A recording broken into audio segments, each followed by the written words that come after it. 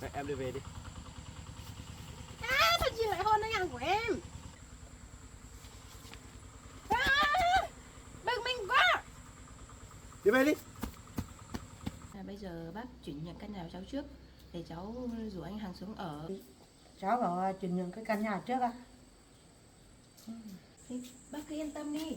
Thật ra ấy, bây giờ anh hàng ấy thích cháu lắm rồi. Bác ký tên vào đây xong rồi căn nhà đứng tên cháu là anh ấy xuống ở với cháu luôn. Bác không cần phải suy nghĩ gì đâu. Chỉ cần cháu nói một câu thôi, có giấy xong rồi cháu nói một câu là anh hàng xuống ở với cháu này bây giờ. Được không ạ? Được mà, đừng.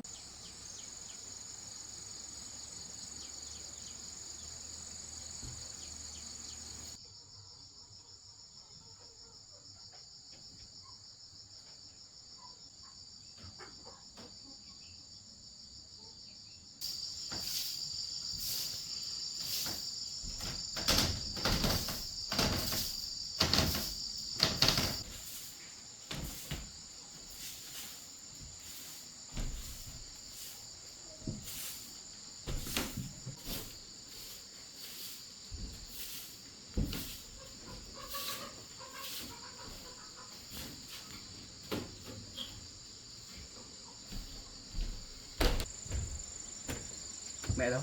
Chân gà. Nó đi bẻ ngô thôi.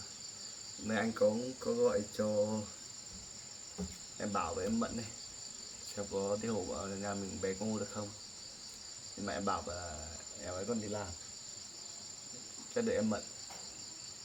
Giờ mình phải ở nhà chờ em Mận lên mới đi được, không thì em Mận lại không biết đường đi. Bây giờ em đi xem mẹ áo dài đi, xong là mình chuẩn bị xong cái em Mận đến đây là mình đi.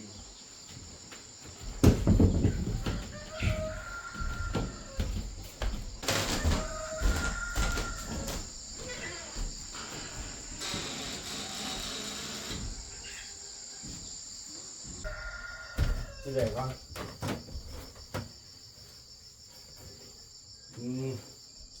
giờ muộn đây, mới về đi làm rồi. Các con ở nhà nhé. Bố đi bố. Bố với mẹ đi bẻ ngô ấy. Con ở nhà thôi. Thì con đi thì nó dặm lắm, lại nhiều muối nữa. Bố cũng có đi mua ít bánh mì với sứa, lát nữa bố để ở ngoài bàn để cho con ăn nhé. Các con dậy con ăn nhé. Tại nhà đóng cửa thế con nhé. Rồi cứ nằm đi, lát nữa không dậy. Giờ còn sớm lắm, có hơn 5 giờ. Bố tranh thủ đi nào.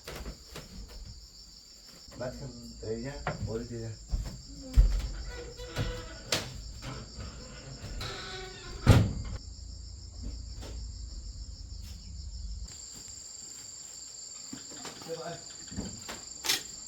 Các con ơi, muộn rồi đi bẻ ngô đi, tí muộn rồi. Mẹ lấy quần áo ra đi mẹ.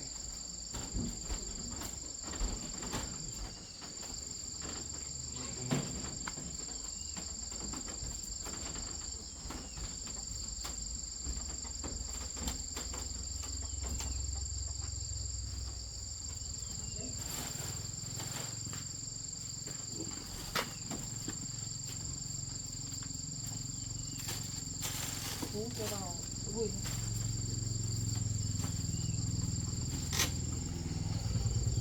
Đi muộn tí nắng lắm con ạ. Đi, cho mẹ. Mà đi. Con lấy bao nhé, con cầm bao đi. Mà lên trên đường đi chờ em Mận lên. Đưa lên này. Lên trên đi chờ. Lên thật đi.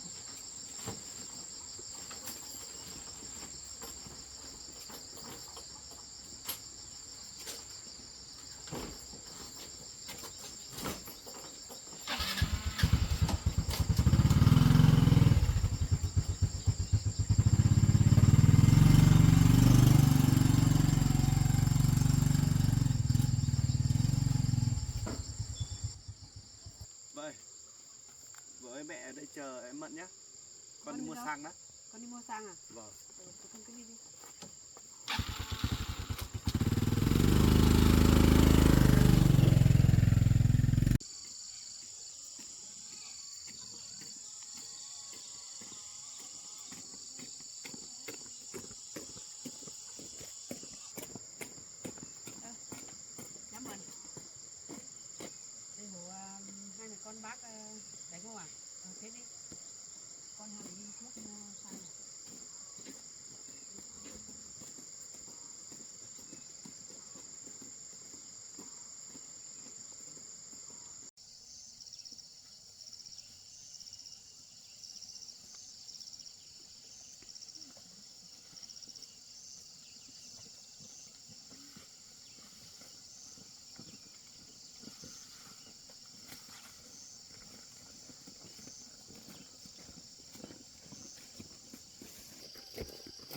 lên khó thế sao con Em lên nhé. được.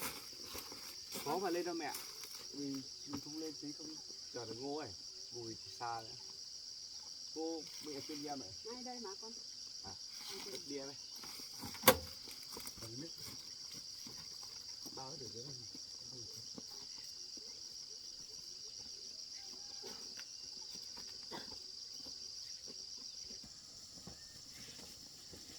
Con toàn đi làm thế này lên giúp có thế mệt không con? Được các mẹ. Lâu lâu lên. Mẹ hai mẹ con đi quen.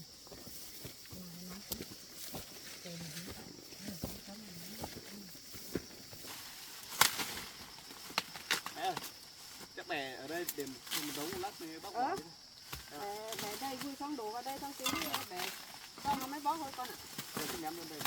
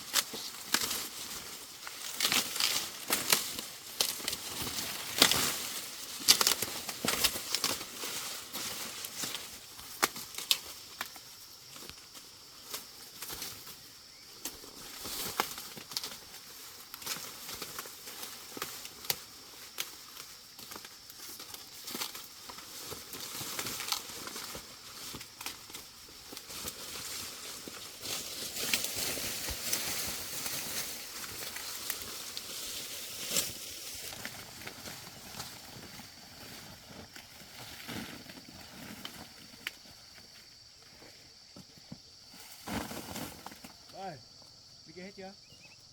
Đây, đây bóc đi.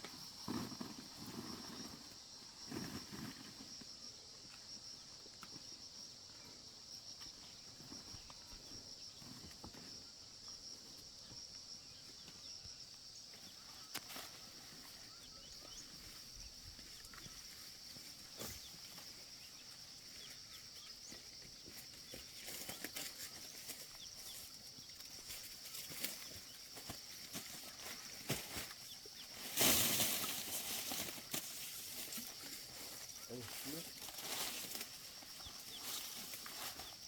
Đây, nước này. Quá.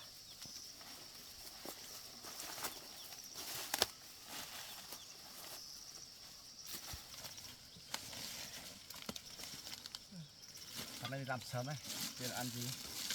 Ăn đây em ăn. Mẹ. Nước. Được vợ. Trời nắng nhỉ. Nóng quá đấy. Chưa muộn đâu mà nắng to thế. Làm sớm. Con uống này. Chấm mà uống nước đi. Trời nắng quá. May quá vợ em Mận này hộ ấy. Không anh có 2-3 mẹ con làm chắc không kịp xong. Vâng, phải có ấy để cho em Mận ăn. Đấy, em ăn đi. Mẹ ăn đi mẹ. Em ăn đi em. Đây vợ, em ăn đi.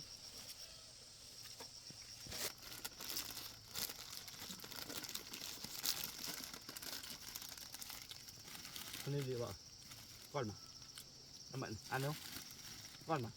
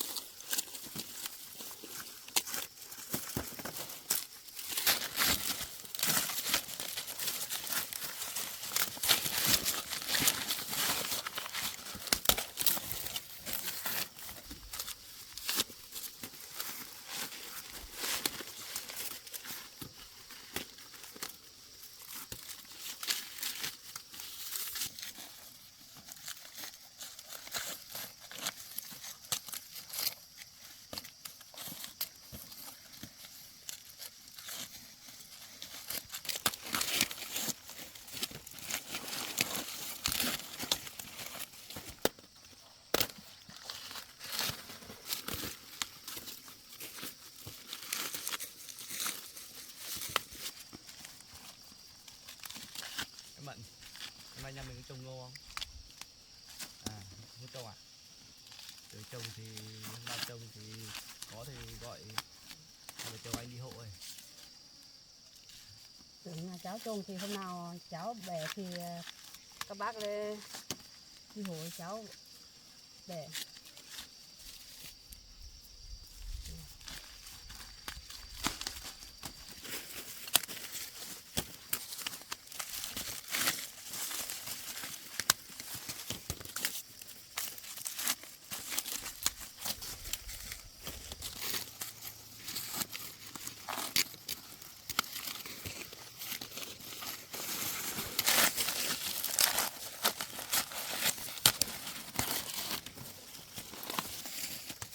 Đây, cái của mình đầy. Ngô bóc nó 2 cái đầy đấy, để anh chờ về vậy.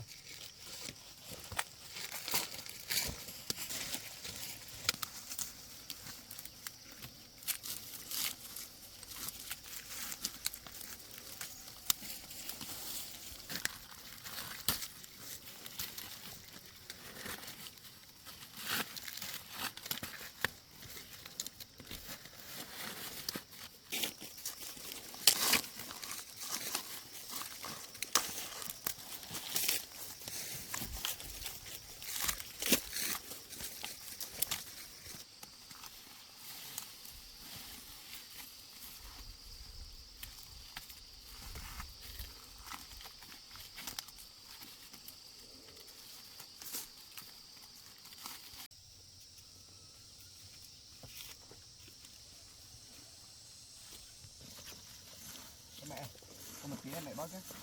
Ngồi xuống xe. Mới không nên đâu con.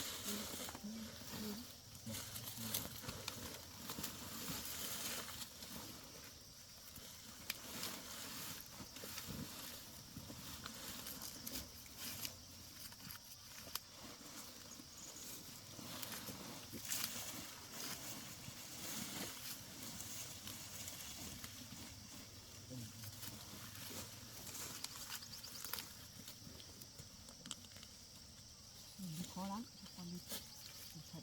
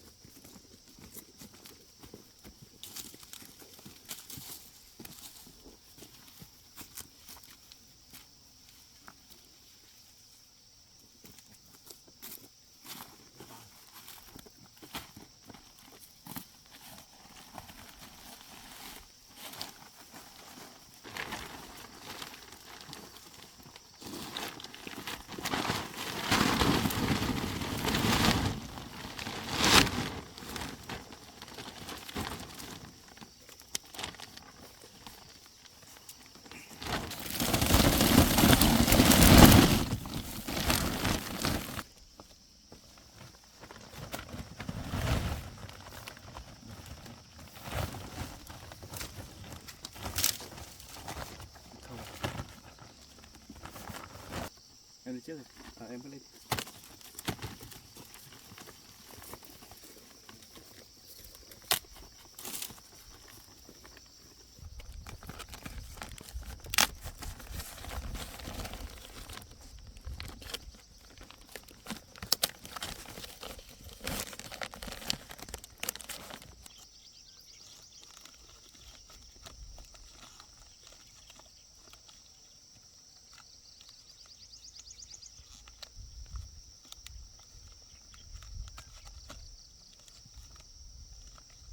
Anh ngắn đi.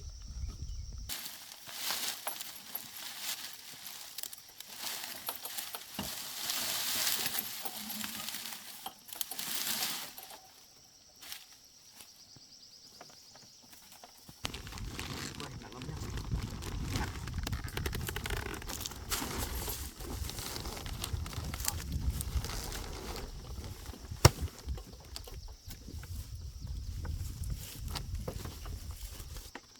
Được vậy, em lấy kia đổ 3 thôi. Lấy gùi nhé.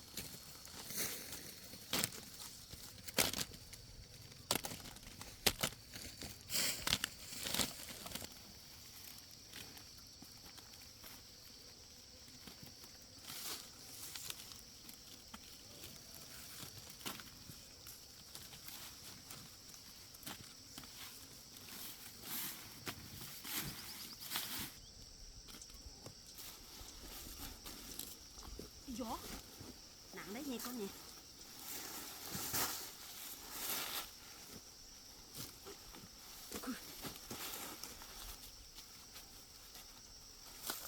Đường này khó lắm luôn, chịu thật luôn.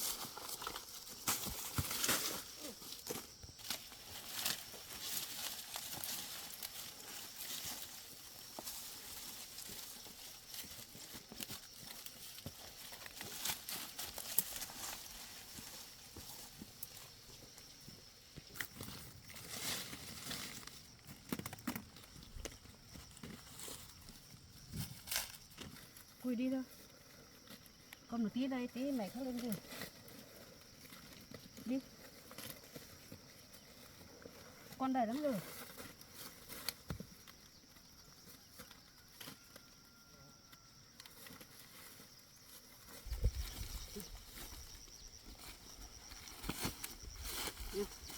Rồi đi khó lắm con.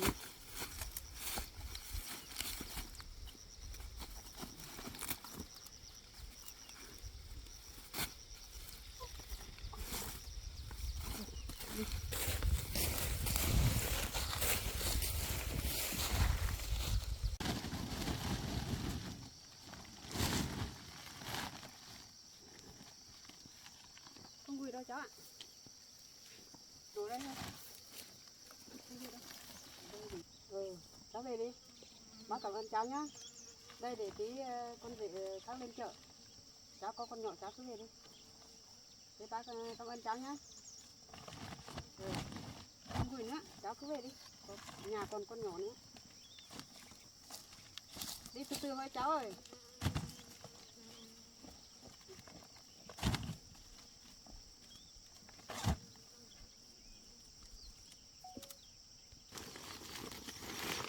May quá nhiều con nhỉ. Còn có cháu Mận về hộ. Không thì hai mẹ con dễ làm thu. Đẩy không kịp đâu. Bây giờ cho vào bao xong con xuống dưới ngồi đẩy con dễ về chợ nhỉ.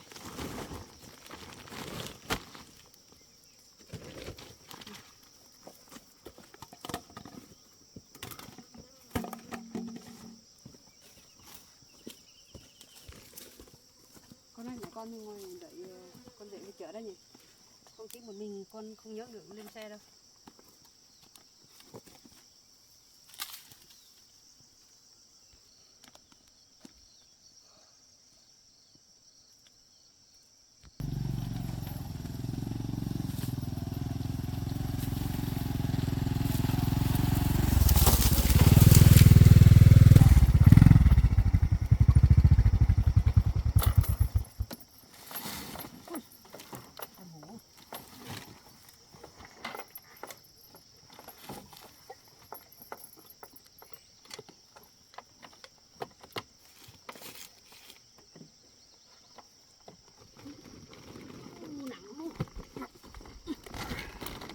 Thả ra gì con này.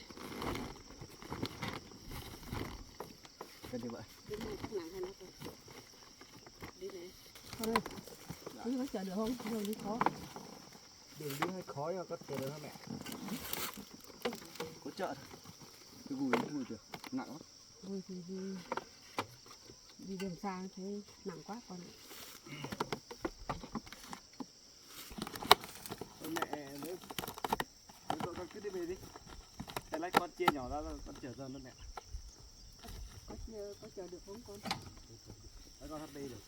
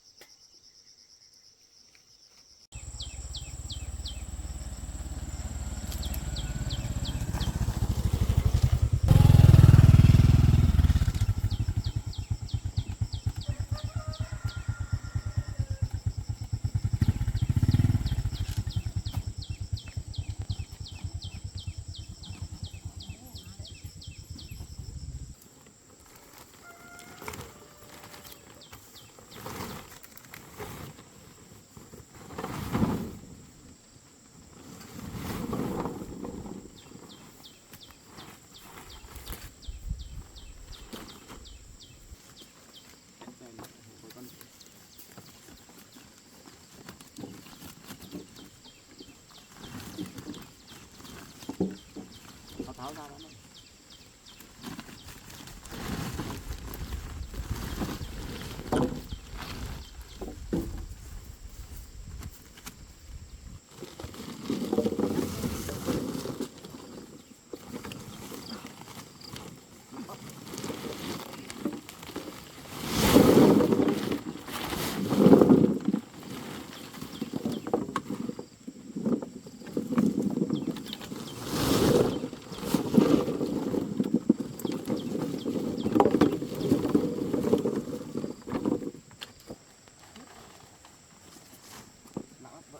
Đi hộ mẹ đi.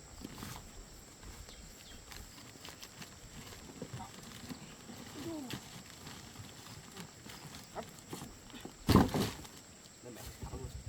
Tháo cái nhịp.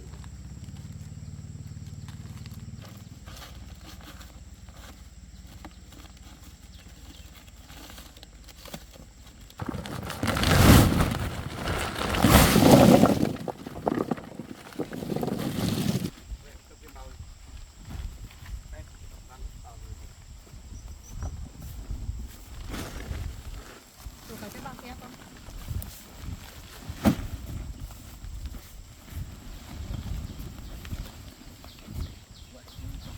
Đây mẹ. Đó.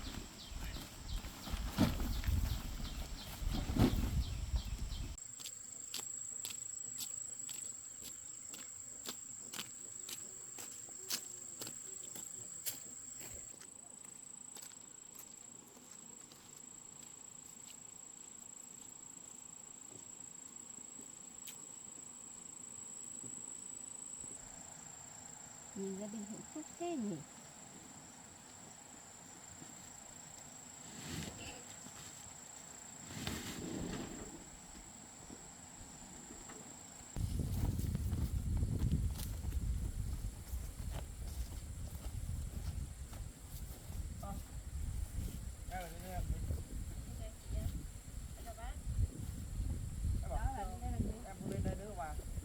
Qua em chả nói rồi đấy, ngày nào em chả lên. Em nói với anh rồi, em mà không có được anh ấy thì vợ chồng anh có lâu mới yên với em. Thôi, anh thua em rồi đấy. Anh với em thì liên quan gì đến nhau đâu. Em sức ai lên đời làm gì? Sao lại không liên quan? Thế cái đứa con kia là con của ai? Anh nói thế mà nghe được. Con đấy là con của anh thật. mà chuyện đấy là ngoài ý muốn thôi mà. Giờ em cứ lên đây làm phiền anh làm gì nữa à? Anh với em giờ có quan hệ gì đâu. Thôi tốt nhất giờ em cũng đi về đi. Đấy còn làm việc.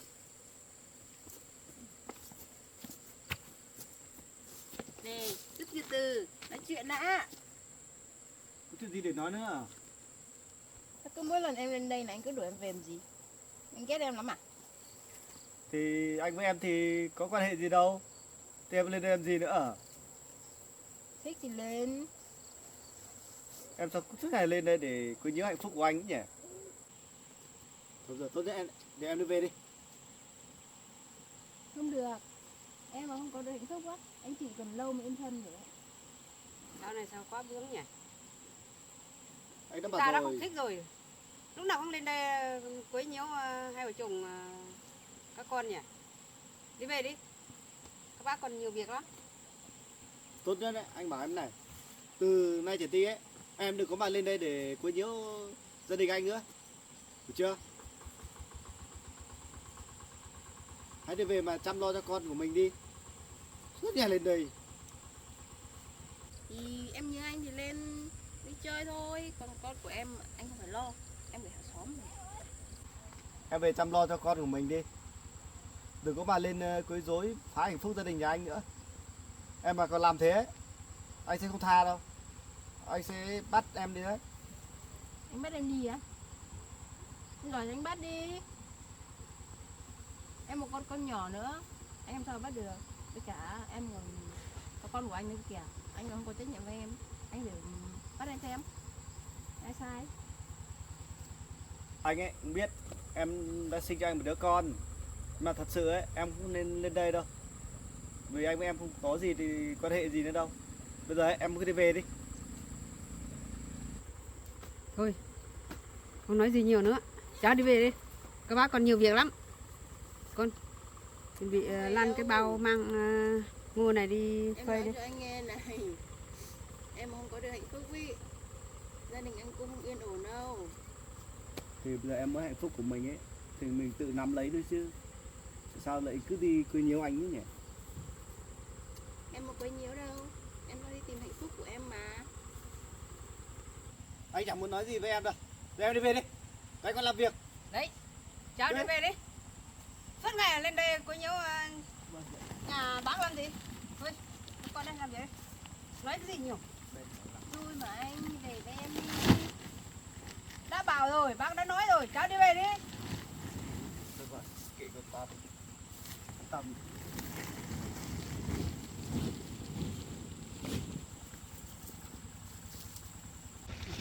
Anh để với em đi. Em cười đấy nhỉ? Anh đi về đi. Cháu này, buồn cười nhỉ? Người ta không thích rồi, lúc nào không bám theo sao làm gì nhỉ? Đúng rồi đấy. Anh có gì tình cảm Đi với về em đi. đâu. Em đi về đi. Đấy, em đi về đi. Chị, Em làm gì đấy? chị làm cái gì ấy? Anh đang là của em. Em cười gì? Ai ai là được. của em? Sao cháu nói thế? Cháu, người cháu mà nói bao nhiêu là bác nói bao nhiêu cháu không hiểu. Đấy. Thôi. Con hàng này là con rể của bác. Không đến lượt cháu kéo đi về đâu. Anh nói với em ấy, anh tuyên Về bố đi. thẳng với em ấy, anh không có một tí tình cảm gì với em đâu. Em đừng có mà lên đây làm phiền hai vợ chồng anh nữa. Anh chỉ có mỗi vợ anh thôi. Đấy, em thấy chưa? Và anh hạnh phúc chưa? Mà em cứ lên đây để có nhớ gia đình anh làm gì? Em buông tha cho hai vợ chồng anh đi, để cho hai vợ chồng anh còn có một hạnh phúc gia đình êm ấm, còn chăm lo cho con của mình nữa. Sao anh không về với em? Về với em xong rồi hai vợ chồng cùng nhau chăm con không phải là hạnh phúc lắm à? Sao anh cứ ở với chị Cơm làm gì? Cái đấy là việc của anh, em không cần phải biết. Đấy, em đi về đi. Sao chị lại hôn anh hàng của em? Gì? Hay là của em cơ mà chị làm gì thế? Vợ của anh hôn anh là chuyện bình thường mà. Sao lại anh hàng là của em là thế nào? Anh đã bảo anh với em có gì quan hệ gì với nhau đâu. Không, em không chịu đâu, anh là của em cơ mà. Bác đã nói rồi, Đi cháu về đi đi. về đi. Bực mình quá. Đi về đi. nhớ mặt em nhá. Anh Hằng như em không tha cho anh đâu đấy. Cháu này buồn cười nhỉ. Nó bảo đi về rồi. Bắt trước mặt em mà hôn thích nhau à? Ghê quá đấy chưa? Không về. Đầy quấy nhiễu. Đấy vợ vợ mà lên ăn thế với giận bực với bỏ về mà.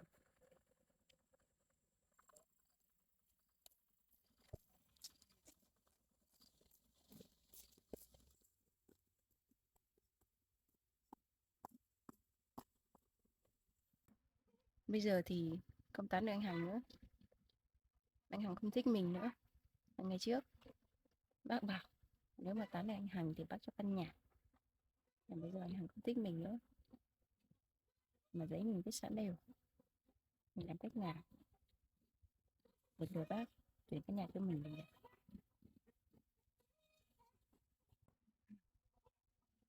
Hay là mình đi ra kia mình lừa bác này. Lừa bác là mình đã tán anh Hằng rồi, đưa anh Hằng về rồi. Bây giờ lên đây nói với bác, bảo bác chuyển nhượng căn nhà cho mình. Tôi làm như thế.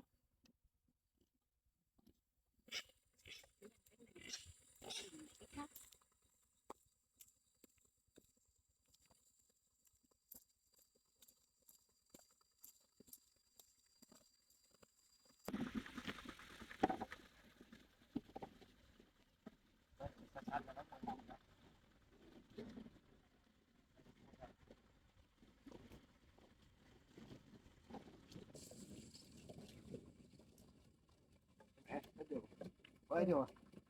Về nhà đi. Vâng. Nhảy mẹ đến nhà đi. Nặng lắm. Ôi anh, cho đến tao.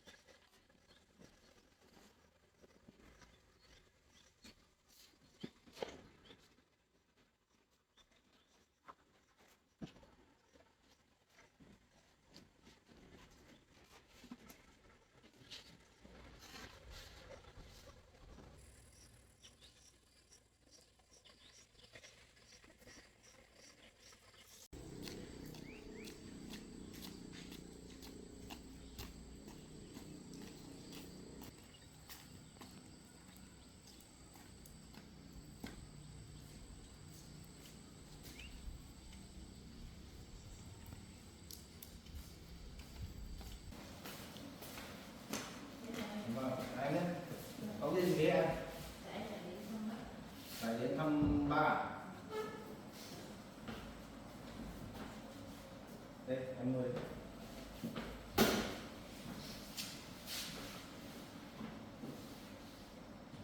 Sao giờ này em đến thăm ba nhiều thế? Dạ, em có chút việc cần gặp bác cho nên là em thăm anh cố gắng tạo điều kiện để gặp bác. Nói thật với em là bà ấy thì đang là nghi phạm nghiêm trọng. Thì ít ra bọn anh thì theo quy định thì bọn anh không nên cho người nhà đến thăm thường xuyên này đâu. Anh không tạo điều kiện để em gặp bác là anh có việc quan trọng lắm ạ. Cái này thì cũng khó nhỉ. Thôi được rồi, thế thì anh cho em gặp bà nhưng mà phải nhanh á, trong vòng khoảng 5 phút rồi, không được nói chuyện với bà nhiều đâu. Theo quy định là anh không cho gặp thôi, chẳng qua là thôi em năn nỉ thì anh cũng có tạo điều kiện để cho em thăm bà. Vâng. Thế thì đi theo anh đi.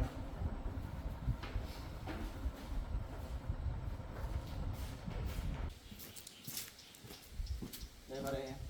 Đứng đây đợi anh nhé. Bà ơi, có người đến thăm bà này. Vâng. Không rồi. Đây, bà ra đi. Đây. Đây, có người đến thăm bà. À, cháu lại về thăm bà. Đấy, hai ba cháu nói chuyện này. Nói chuyện nhanh nhá em nhá. Có 5 phút rồi đấy. Cháu lại lên đây thăm bác à? Dạ vâng, bác giờ này khỏe không ạ? Khỏe mà, bác khỏe không? Cháu tình hình với con bác bây giờ nó tiến triển thế nào chưa? Vâng ạ. Dạo này á, cháu đi theo đuổi anh Hằng này. Anh Hằng thích cháu lắm. Sao? Nhưng là thích cháu dần dần rồi đấy bác ạ. Ôi, thế thì tốt quá. Vâng. Tốt quá rồi. Thôi, thế thì bây giờ thì nếu cháu đã như thế thì cháu cố gắng nhá. Vâng bác ạ. Ngày nào cháu cũng đi lên đấy mà không thấy anh Hằng nói gì rồi. Cháu Thế à? cảm thấy là anh Hằng thích cháu lắm rồi ấy. Thế vui quá nhỉ. Nếu cháu được làm con dâu của bác ấy thì bác thích lắm rồi đấy. Vâng. Tốt quá rồi. Đấy bác cứ yên tâm đi. Vâng. Sắp có kết quả đấy. Thế Anh thì ấy cháu sắp được với cháu rồi. bác đã nói rồi, bọn cháu cứ theo đuổi nó đi, con dần dần con nó sẽ thích mà. Bác đã nói trước rồi. May là cháu nghe lời bác ấy, nếu không cháu mất anh Hằng rồi. Nghe hai bác với em ở đây nói chuyện đó mà bà đừng có trốn nhá bà nhá. Vâng, vâng, biết Cháu rồi. đi gọi điện đó. Vâng, Vâng. ông trốn đâu, Em trốn nó cũng với không bà nói gọi. chuyện nhanh nhá, sau hết giờ đấy. Dạ vâng.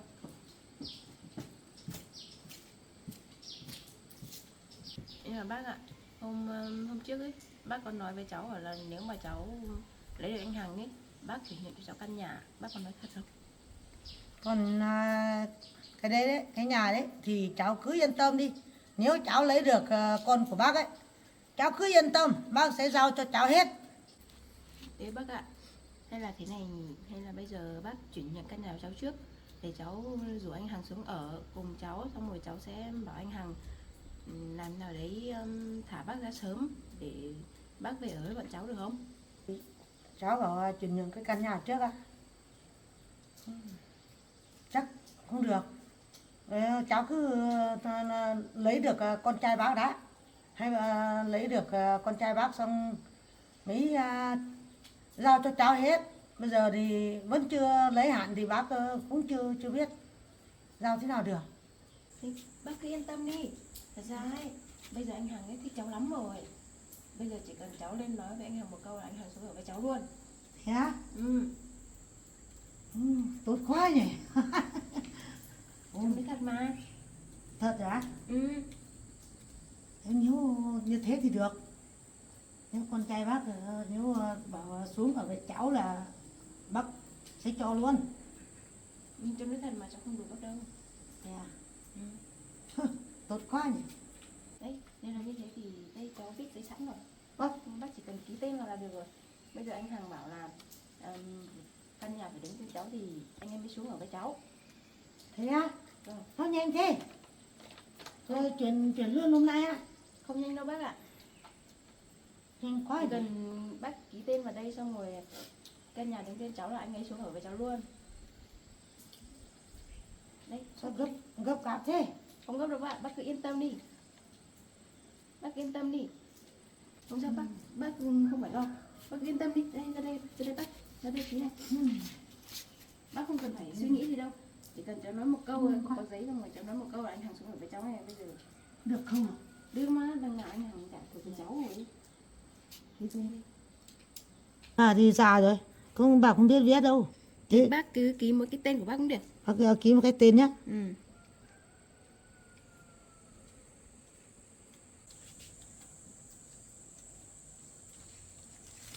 Được rồi, cháu. Rồi. Vâng, ký xong. Bác cứ yên tâm đi, chuyển nhượng cháu là bác không phải lo đâu. Bây giờ đã là giao cho cháu hết rồi. Vâng. Nào, hai bác cháu nói chuyện xong chưa? Hết giờ đấy. Bác không thấy. Không sao đâu bác cứ yên tâm đi. Thì mấy nữa cháu bảo anh Hằng thả bác ra sớm. Bác có thể ở chung. Nhưng mà hơi bị vội một tí. Không sao đâu bác không phải lo đâu ạ. Rồi, hai người nói chuyện xong chưa? Hết giờ đấy. Xong rồi. Rồi, bà đi vào trong đây.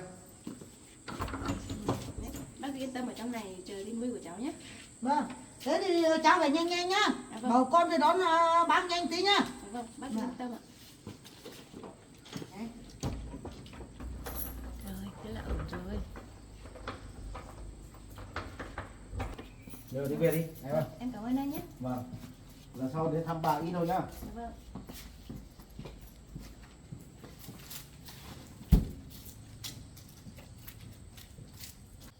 Rồi, bây giờ lừa bà lại căn nhà rồi, anh Hằng chắc đi đâu? Chuyện của anh Hằng tí sau, giờ đi về đấy. Mình ký cho cái giao cái căn nhà cũng hơi vội, thấy lo. Không biết con trai mình có quay lại với nó hay không. Thôi, bây giờ cứ tạm thời tin nó. Cái đó bảo quyết định là con trai quay về ở với nó rồi. Cứ tin nó xem nào.